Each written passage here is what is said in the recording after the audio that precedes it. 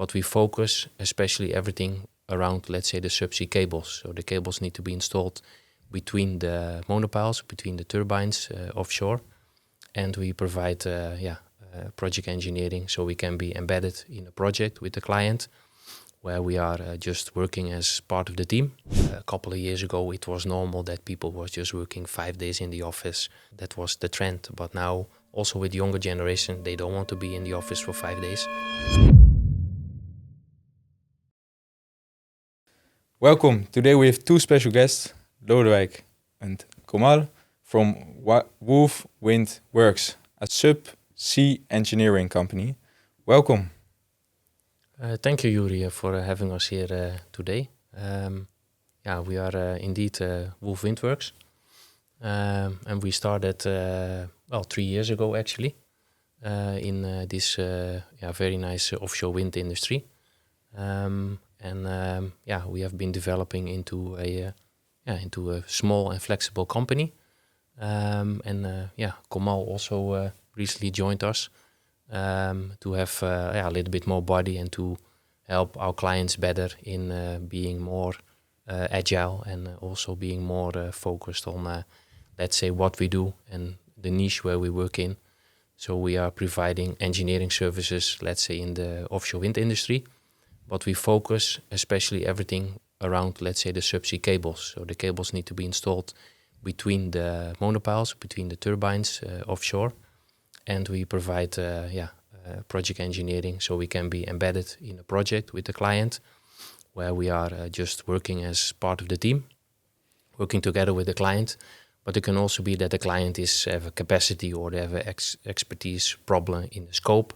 And then, for example, they just give us all the project documentation. We have to handle it.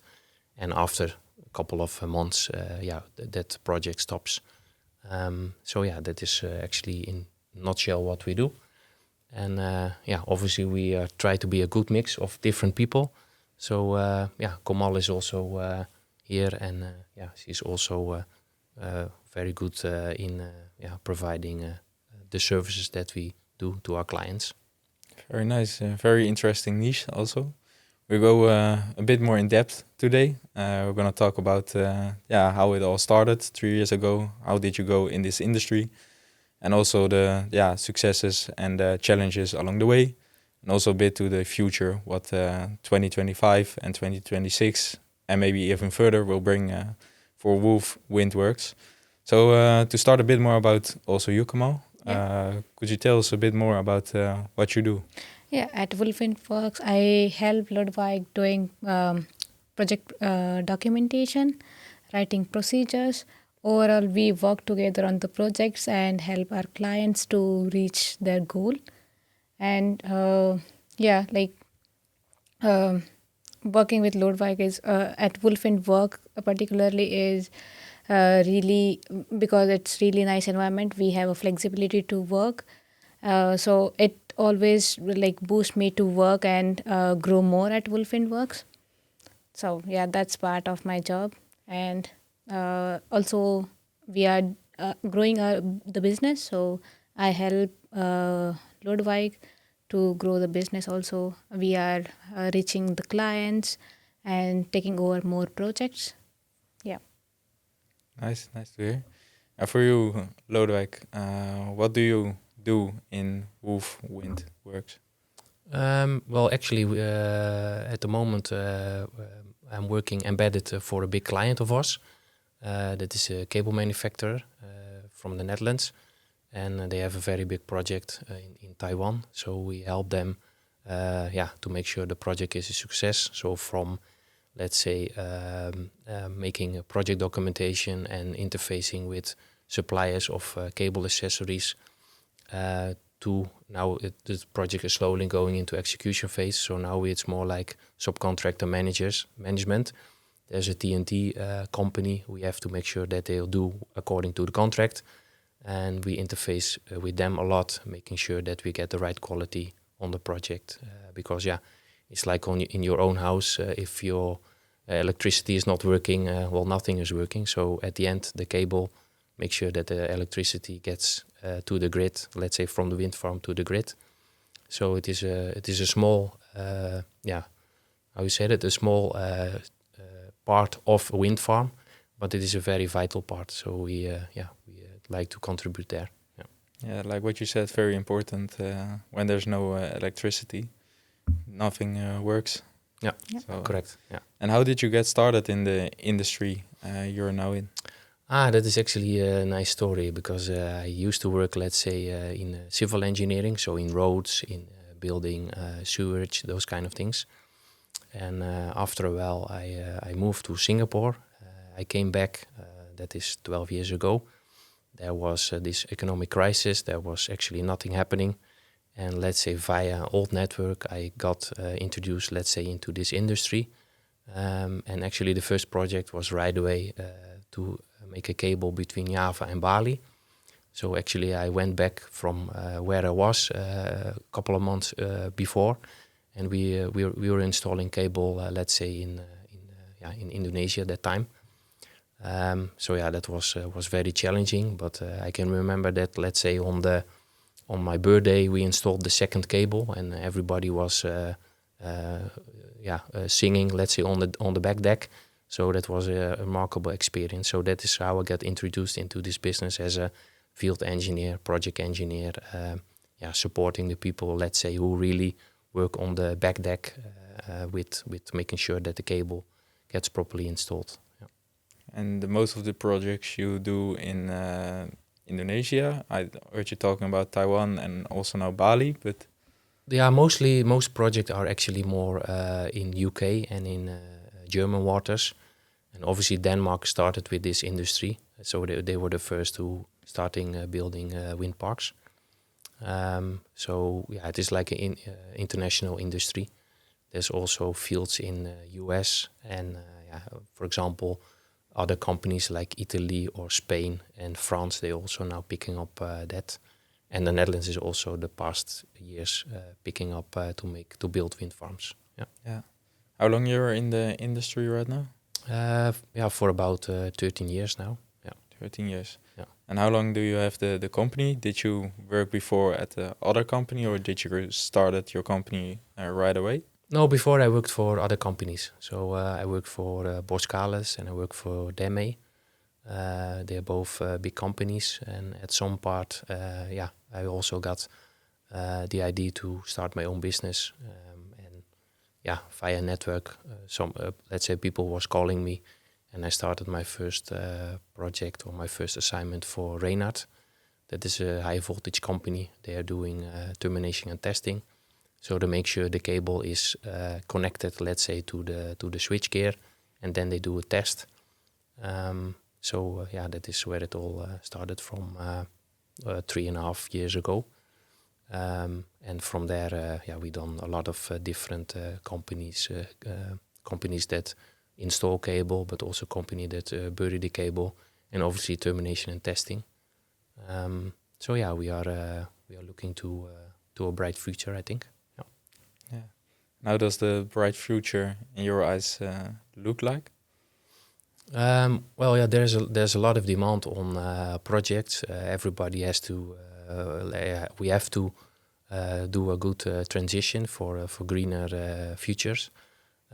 So there's a lot of demand on, let's say, getting energy from the wind parks to the grid, but also getting it onshore. So there is a lot of upcoming market. Also, let's say, for onshore works. But we focus, let's say, on the offshore and everything around the cable. So the cable installation, burial, termination and testing. But we also do some related services. Then we have to obviously get to our network and ask for expertise. But our focus is, like I said, cable installation, burial, termination and testing. But you can, for example, also think that this cable needs to be picked up at the factory where it is produced. Then it has to be transported to where it is installed. That is, for example, a related service. And so there are more related services that we also explore now. Yeah, interesting. I like what you said. The energy transition is very ongoing right now. If you look at the electric cars, in 2030, everything has to be electric produced, they said. And wind energy is Yeah. Is it as clean as everyone says it is? Well, it is clean energy, so it's just the wind. But obviously, everything around it has to be produced, has to be made. So obviously, there is a carbon footprint, of course. But I think there is studies that, let's say, in 7, 8 to 10 years, that carbon footprint is let's say, earned back from the wind energy. But we are looking to how can I say that? Well, there's a lot of challenges, obviously, also with electric cars. You also know that that you cannot everywhere charge your car. It is difficult. There's people actually in their house. They have invested in solar panels. Then at some point the grid is just completely full. So the only way to make sure that we are really getting there is to communicate together, to work together, and to make sure that we overcome these problems. But for example, charging your car in the night is better than charging it during the day because everybody's using that energy. So all these examples are also how we work in Wolfwindworks. We make sure we identify the problems and the challenges for the client. And problem is actually mindset. There are no problems, but we have to make sure that we identify, let's say, the challenges, and then come to a plan and work together, and also raise our hand. If we don't know anything, then we have to scale it up or ask other companies to help us out who have more experience. And it's a very big industry. So I also, every time when I'm on LinkedIn, find out new companies, to be honest. That is every day I find 2 or 3 companies I also never heard of. So and then you see that they have also 7,000, 8,000 followers. So that is something to be aware of. Yeah. Is it competition, or how do you see it? Actually, there is. I think it is more working together, because the energy transition is a very big change to the way we are working, how we are dealing with normal life things, so to say. So there's a lot of companies, and I think it is just to cover the gaps and make sure that everybody knows what everybody more or less does. That is how we have to work together, with making connections, collaborations with other companies, and not always being focused on making shortcuts or making short profits. So we also like to communicate with people that are close to us, or maybe in another niche. So at least we know what they do. Maybe we can learn from them also in how they tackle their challenges. Yeah, and also for projects to work together, maybe. Yeah. We have to work together on projects, because just a small example. There is a limited amount of people who is really doing the actual work. So making the connections, making the joints, making the splices in the transition pieces. And we have to make sure that we have those people on every project. So we're not, having too much competition amongst all these projects. There is obviously some, but we have to make sure that we distribute all the resources properly. And if not, then we have to flag it up and maybe come to another way of dealing with the challenges. Problem solving. We have problem solving and working together. Not really as competitors, but more as partners. You're working towards the same problem, and that's the industry that's changing. And for like the mindset you said, for most clients it's a mindset thing. Or could you explain a bit more about the mindset?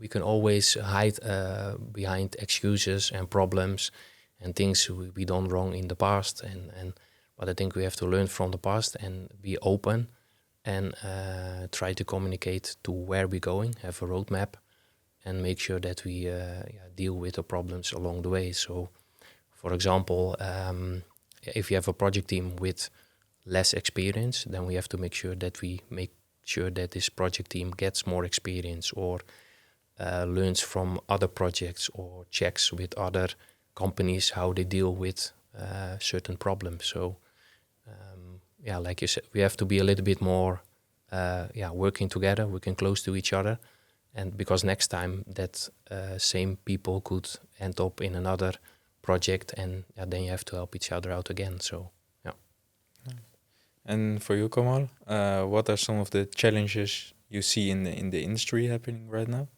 There are some challenges. Yeah, like as Lodwijk said, there is a project team, but they are not experienced with the project or what they are doing. There is just a project team formed, and they need somebody who have some expertise and lead the team or transfer the knowledge to the team so that they could get into the project in line. So that's one of the biggest challenge. Another is resources. When it comes to the resources, also like experienced people in this industry, because it's not like very old industry, and there are limited resources who are like expert in some areas. And yeah, like if you want to get into a project, there are some areas which are completely new for the people. So yeah, these are kind of like challenges at this point of time in the industry. And do you help them with getting the knowledge? Yeah, so we have a big network, and also Lodwijk have 13 years of work experience into this industry. He have worked into the many areas, into the cable industry particularly. So we help our customers with our expertise. If they are need some coaching and guidance, we help them with that. And also we have a network of like different experts. So if our client wants somebody to help them for a particular project with particular niche, we help them with our resources. Okay. And I think the training and coaching is not like in a one month done. No. What is a bit of the timeline you go through with training? It obviously depends on the starting point, but Yeah, it's not about coaching and training like 1 month of teaching something.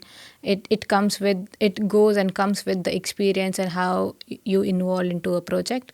So if we have to guide somebody for a particular project, we get involved into the project, we work along with them, understand the issues, and then we share our experience with them, and that's how we transfer the knowledge. So it's not directly like how like we do the coaching like on the board, some not like that. We share our knowledge with the experience and working together for longer period. Yeah, that's how we share our knowledge. okay. And for like challenges for Wolfwindworks, do you have some examples where you have been where you did go through in the past 3 years? Well, challenges are mainly, like I said in the beginning, all to understand the market a little bit better, and to also understand where we're heading to. So, yeah, let's say a lot of companies need to pick up also with their leadership and make sure that they put the goals and also focus to what is really their core business. So everybody is clear on what they're doing. And for us, it is more. I think for us as a smaller company is also to make sure to stay focused and not to end up in the situation where, we started this company here and this was actually our core business and we're doing actually something different. So I think we have to stay focused. Obviously, we need to have some patience also, and also understanding the other parties better, and also sometimes thinking a little bit out of the box with them, because a lot of companies, they're doing things already how they were instructed, how they think it is working. But I think we have to pick it up a little bit more and start talking with each other better, and everybody understands what has been done in the past, but some solutions they need a little bit more tailoring and more integrating with each other to, like I said, not always right away have a quick win, but look at the long run more. Yeah, nice. And focus is very important, I heard you say. Is it difficult to stay focused on one thing when you see there's so much ask for some services? Yeah, it is. But and obviously we also faced like these challenges, like you said, that a client or somebody in the network comes with a question, and then we can think about it. But at some point we're like, no, that is not our core business. So obviously we help this client or this person as good as we can and direct them in the right way. But it is not our main not our let's say core business. So we tend to keep to our core business to make sure that we, like what Komal said, give, let's say, the expertise that we have and make sure that is optimized and our value is there added, not that we are doing something where we are also not that sure of, or we have too little experience, where you end up in a failure or a half product or a client that is not happy, because we want to exceed the expectation of our client to make sure that he sees, hey, this is really eye-opener for us, and we come back to you, or we can revert you to another client who is in trouble. Yeah, good to hear. And when we're looking at the values from Wolfwindworks, what is the core business at the moment? Well, the core business is, let's say, everything around subsea cables. So we do project documentation. We are embedded in a project with clients to help them out. Interfacing also with related companies, trying to make partnerships, and we also like to collaborate with other companies. But mainly we have to make sure that we do this together. So we have to step a little bit out of our own shadow, and nobody can do everything on himself. No man is an island, so we have to try to bridge every time the gaps that we see. Obviously that is not easy, that is sometimes difficult, but I think every day we have to start fresh with a new spirit and reach out again to the companies, or tell them, this is not how it is going to work, also be honest. And then there is always there's always like some kind of emotion, or there's some action and interaction. And from there we see that things are developing and clients are also thinking about it, and they also give us feedback like, oh, we appreciate that you invested, let's say, 50 minutes to talk with us, find a better solution. We also make them think of, let's say, what they say to us. And then after a couple of weeks, we call them again, or they pick up the phone to us, or they send us an email. And then from there we eventually come to a solution. So that is, I think that's very worthwhile. Yeah. And do they have any questions before they come to you, or are they a bit skeptical about how you do things, or? Mainly they are interested, but like I said, it's a big industry, so you need to get to know also more and more people. But mostly they are interested because mostly our logo also is interesting, a wolf. So everybody's like, oh, what is this about? That is good. And I think normally in the industry everybody is also, but let's see, most companies are quite open. They are approachable, and they are open to have small talk, small conversation. But you see that more and more parties is reaching out, having some seminars or doing some small workshops. So the industry is also developing into sharing more than keeping all the knowledge to ourselves. Yeah. Is that also something you're planning to do, sharing more on the internet? That is what we indeed want to do this coming year. Also from looking also into market, what is being discussed, what are topics. So I think we are also developing to have some small seminar or workshop to also contribute and have some knowledge sharing. I think that is important. Yeah, we're also right now on the podcast. So maybe you could already share a bit of knowledge, maybe a topic, what's hot at the moment right now, and maybe people have questions about. Well, what is hot at the moment is actually also what Kamal already said, that there is just very limited resources. So we have to think of how can we use the resource best. For example, let's say a couple of years ago, it was normal that people were just working 5 days in the office. That was the trend. But now, also with younger generation, they don't want to be in the office for 5 days. So in that perspective, we could also offer different solutions, like people is there for 2 days, checking out what is going on, and then also distribute the work. Let's say if it is office work, also with other colleagues, and interface there also a little bit better, so you can have more clients, but you can also have more experience and knowledge sharing going on. And let's say for the people in the field, I think there we really have to improve on workability and when can we really work in certain areas, because now it is always that we have to work here in the North Sea in the bad season, where everybody knows that we have to work in the summer. No, we end up working in the winter, where we have a lot of delays. People get demotivated. And for example, in Asia, we don't want to work there into our summer months. We want to work there in the winter, actually. So we have to think a little bit better how we program projects with the big clients, so to say. Yeah. And how do you find good people like Komal? You have to search very well. Be a little bit lucky, I think, also in this market, because it is, a lot of people is moving back, for example, to oil and gas, or they are going to do something else. They change the job position, or they change. We see a lot of trend that a lot of people is going to work for not for the contractors anymore, but they start working for the employers, bigger companies, consultancies. So you can see that there is also a lot of things happening, challenging. A lot of people starting to work for themselves, so they also less less added to a certain company. So that is difficult, and is also at some point rising the price up.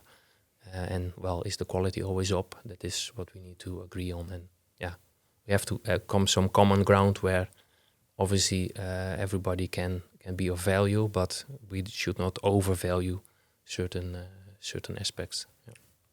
More freelance people in there's more and more freelance people coming, and those people also have a lot of experience. So some particular jobs they also decline; they don't want to do it anymore. Or people in the field like jointers or site representatives or offshore installation managers.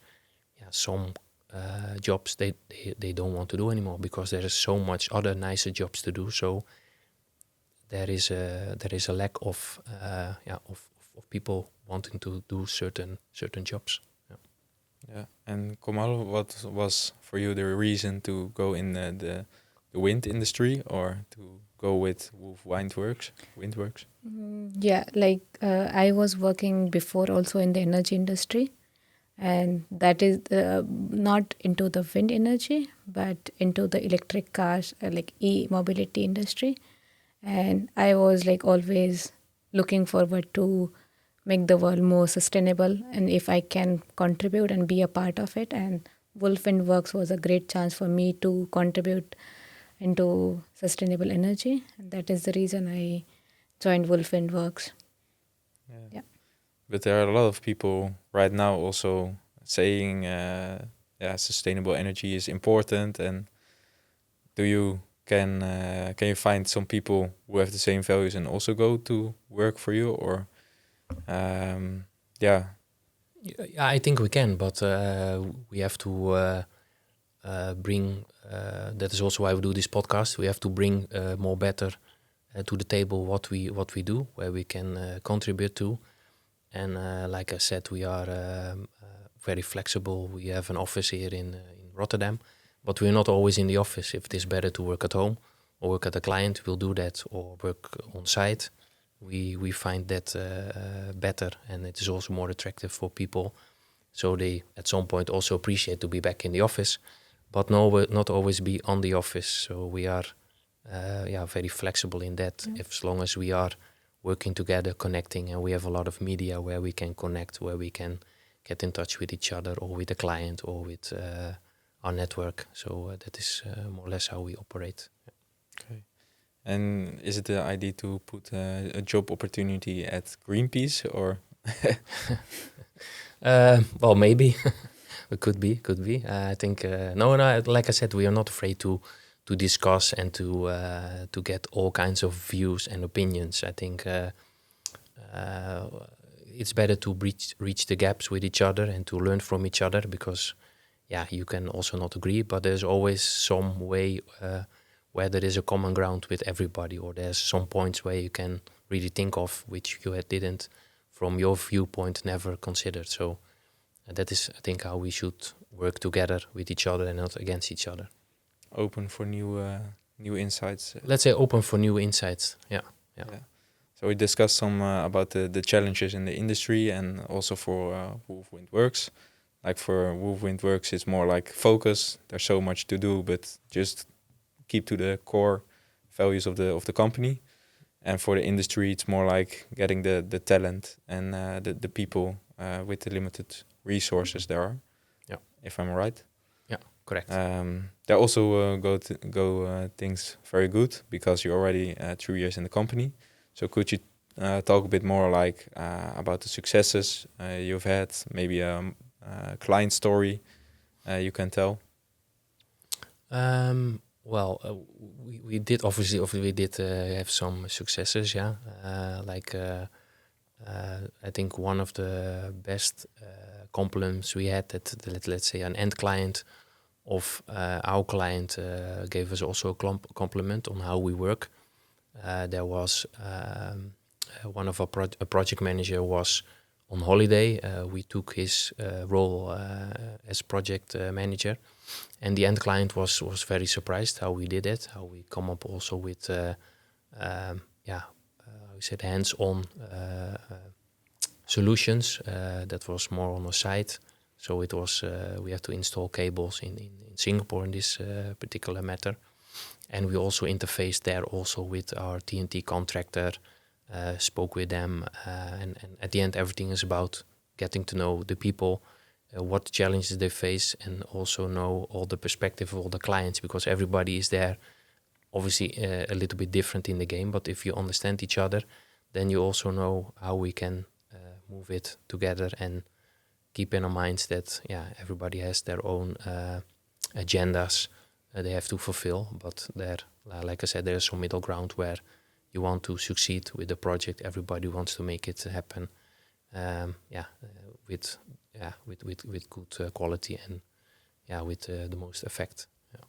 So, do you also go to the places where the projects are? Like you go to Singapore to visit the project, or go to Taiwan, or?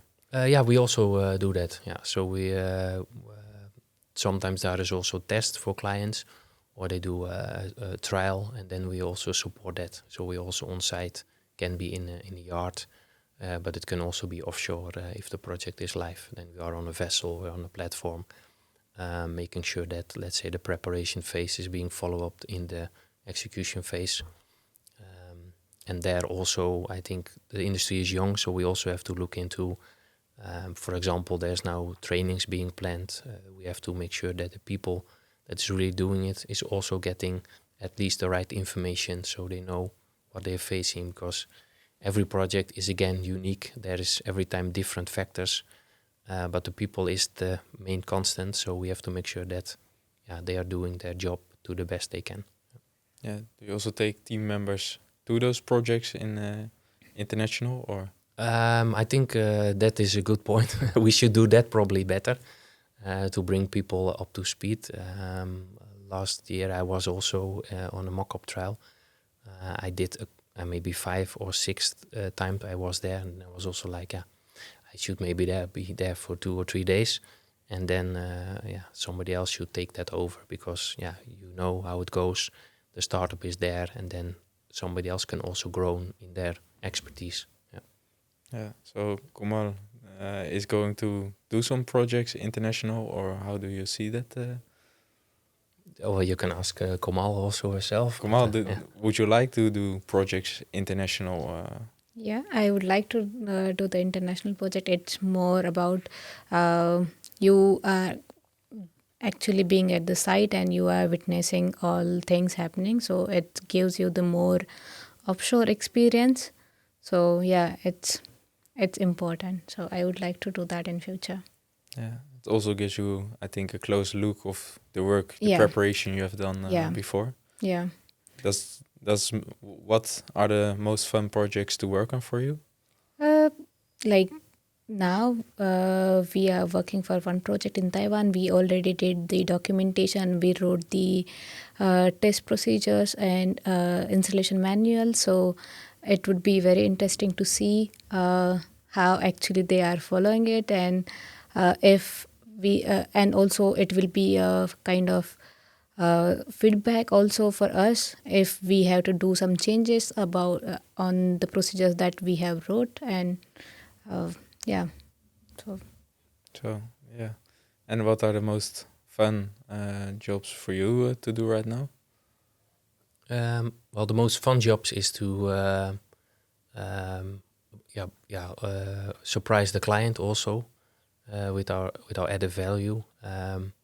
Doing things a little bit different than what we did before, so we can learn, let's say, from what we did in the past, and for example, transfer the knowledge also to the people on site.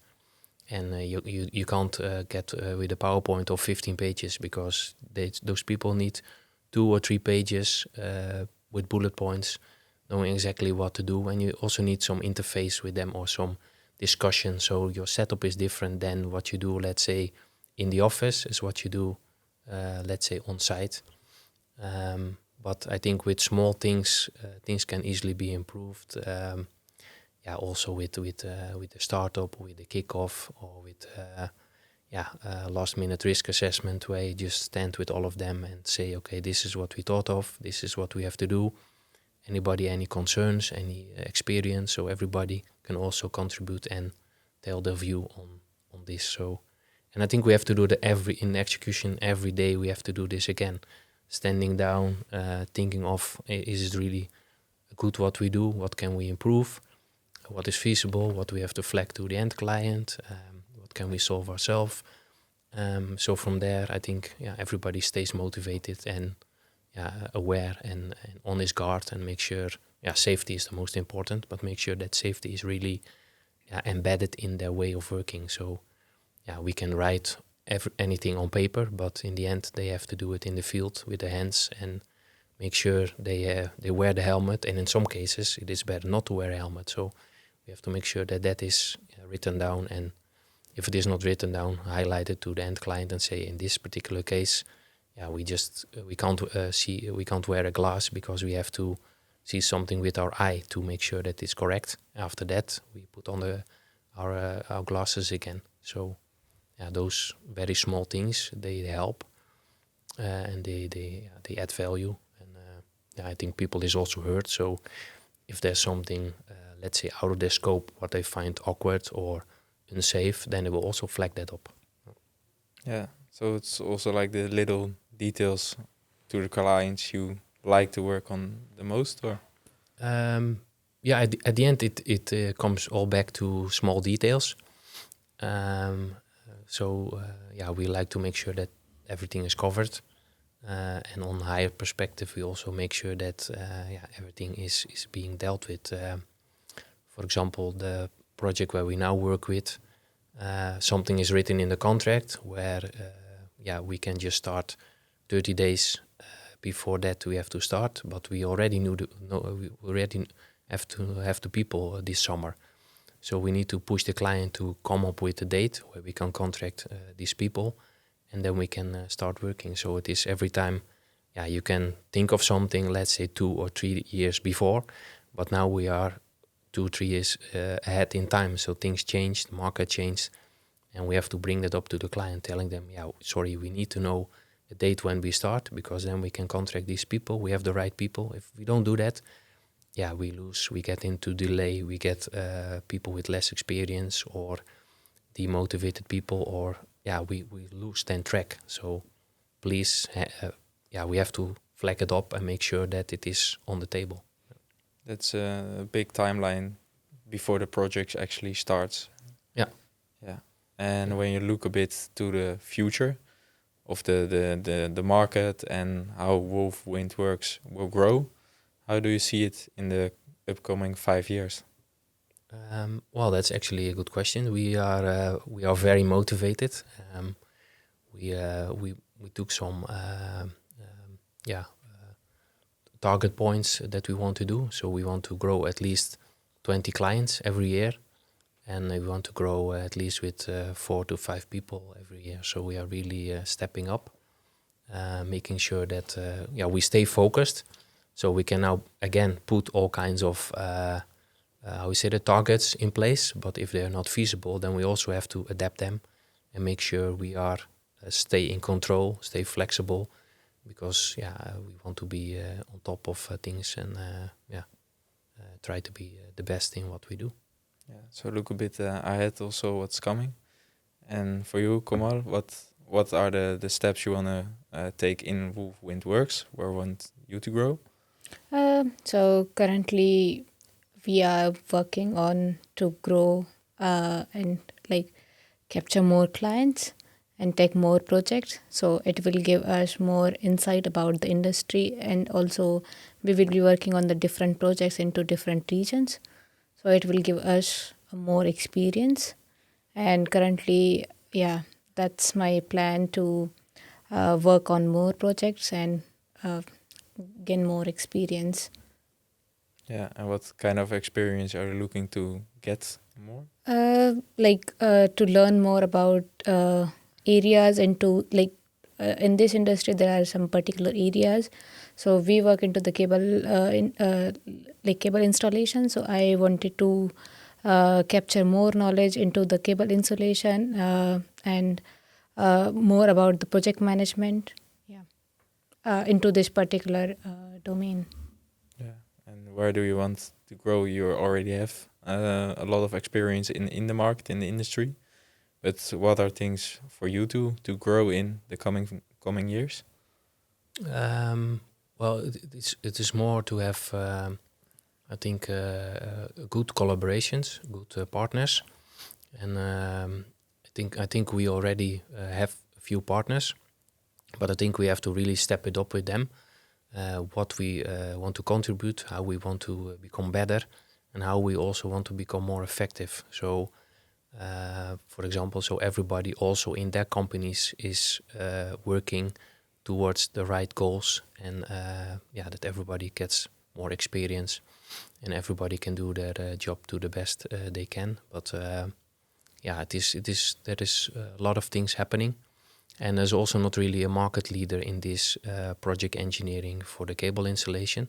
So we also took, adopt to become the market leader in this project engineering field. And obviously there is some other clients and other companies that already do this, but we want to grow into have a good, solid and stable partnerships with more companies. So we also stay flexible. So we're not becoming like a bureaucratic company, but we are more like a collaboration between a lot of companies. But at the end, we can deliver to every client that is working in this field. Yeah. What's important in a good collaboration, because you have to know that the collaboration has enough experience. What are you looking for in a collaboration? Well, we're looking into, a good relationship, trust, understanding, and also that we can discuss a lot of things and also agree and disagree, and make sure that we make it right, but also be open and working towards an honest relationship. Yeah. Honest relationship, okay. And when you're looking into the industry itself and also the clean energy industry, are there particularly countries what are looking into the wind industry and are interesting for you, or is it most Netherlands or India? Where do you think you have the most projects? Well, everywhere it is actually booming. So I think our expertise is, let's say, West Europe. But like we also discussed now in this podcast, a lot of Asian company or Asian countries we also work a lot in. So we worked in Singapore, Indonesia, South Korea, Taiwan. Japan is also upcoming, to be honest. So we probably also will be working in those areas. But we focus actually on that area, but also let's say in Western Europe. US is a little bit difficult now in the industry, but at some point that will also pick up, I think. Yeah. And why is US difficult? Well, they had some. It's a very difficult story, but actually it's a little bit protective market, and there was some big challenges. So hopefully the market will open a little bit, and they also have to develop how they want to work in the offshore wind industry. So but that will take some time. So that will take maybe 5, maybe 10 years before they're also up to their game.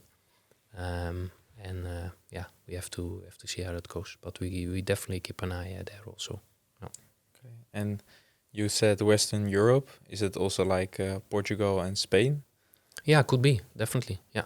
I've been there like 3 months ago, but when I'm at the Sea of Spain, I don't see any windmills or turbines anywhere. No, true. Yeah, why is that? Maybe there the setup is a little bit different. So they have maybe more. They should have maybe more floating wind parks, or different setups than what we have in, let's say, in the North Sea, where we have a lot of network already, a lot of oil and gas and pipelines is already there. But let's say in the middle Italy side and also south of France, there is slowly also becoming some projects. So I think where we can have it, I think companies will join this transition. Yeah. Okay, and how do you look at, for example, Abu Dhabi and Dubai? It's also growing very big. Is there also some industry for the wind market? There it is a little bit less, I think. There it is more like electrification of oil platforms or electrification of the grid there. That is maybe a little bit less interesting at the moment. Yeah.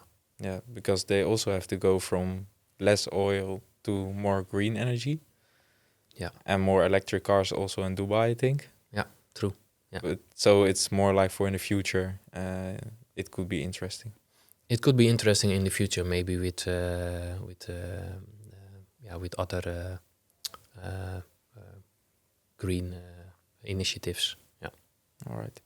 Do you have some more knowledge to share on this podcast today? Something we haven't discussed in the podcast so far, but is very important for maybe people who think maybe Wolfwindworks is some place where I want to work, or maybe for clients who are listening this podcast. Of course. Feel free to reach out to us at our website, obviously, but you can also send us an email, info@wolfwindworks.nl, we are happy to engage and to see how we can work together. And also for young talent, always feel free to drop us a line on LinkedIn, or drop us an email, and then we can see how we can help you further, or put you in the right direction, or just have a conversation with you on your plan on what you want to become, or where you want to grow, or where you would fit in. There's a lot of demand on talented people, and the industry is very broad. So, like I said, you can work in the office, you can work on site, but you can also somewhere in between. So there is a lot of opportunities there. Yeah. A lot of variation also. Yeah, maybe, a lot of variation. In the future also some business trips to international projects. Yeah.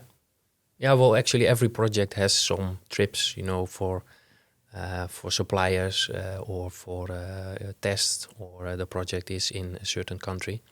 So that is one of the nice part, that you at least get to see also something from the world when you're working. So definitely that is a added value, I think, to this industry.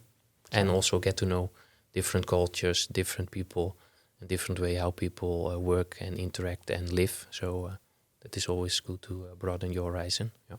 nice benefit of the job. Yeah, Yeah. definitely. And how would you say clients would work with you? What is the process when they say, "Nah, I'm interested"? How does that go in his work? No, like I said, we always have first just a conversation on what is driving them, what are they facing, what challenges do they have, and then we just gonna ask them and tell them how we can attribute to that, how we can be a partner for them, and we can resolve their challenges in one way or another way ourselves, or we check other parties where we work with, or we check in the industry how we can help them better and further, and make sure they deliver what they also expect and need to be doing for their clients.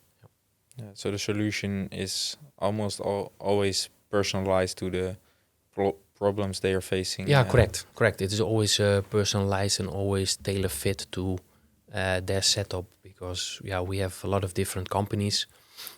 Some work in a different setup than other ones. So every time we have to discuss with them what works for them.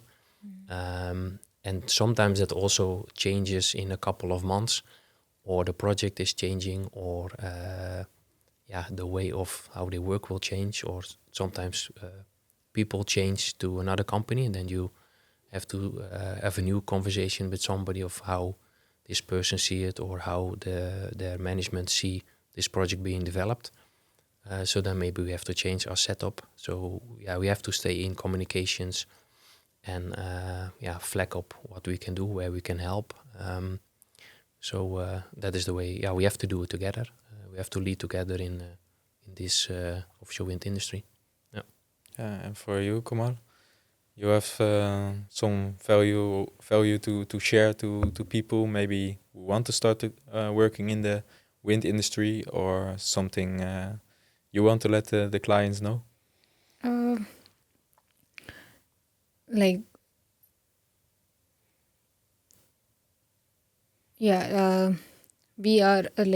we are working in this industry since past 13 years, so we have some expertise to give to pass on to our clients, and we would like to have an opportunity to work with them. And as Lodwijk say, we always give the solutions with our personal touch, and we understand their problems, and we always try to think out of the box and give the solutions with personal touch. So we are looking forward to work with more clients. And as I have started working with Lodwijk and at Wolfwindworks, we always been transparent with the communication. We always have flexibility at work. Also, we take the accountability and responsibility for the work we do. So that are like our values. So that helps client to so that they could trust us and give that project to work on. So that I would like to highlight. I think a very nice highlight. You have something to add to it? Or? No, it's a very good highlight that we are open to collaborate with new clients and step it up for them, and just understand them better, and maybe come to a different solution than what they are normally work with. But just keep challenging each other in that, and making sure we have better results every time again. Yeah. Nice. Thank you for sharing your story today on the podcast. I really enjoyed it. It was a completely new industry for me. Bit niche. I never heard of it before, but like you told in the podcast, it is actually very big, and also becoming bigger every day.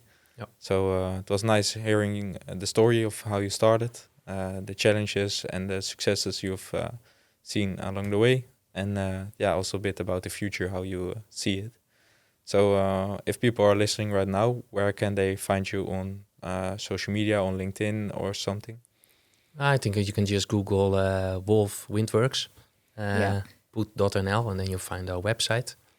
And like I said, you can also send an email to info@wolfwindworks.nl, or send an email to Lodewijk@wolfwindworks.nl, or send an email to Kamal@wolfwindworks.nl.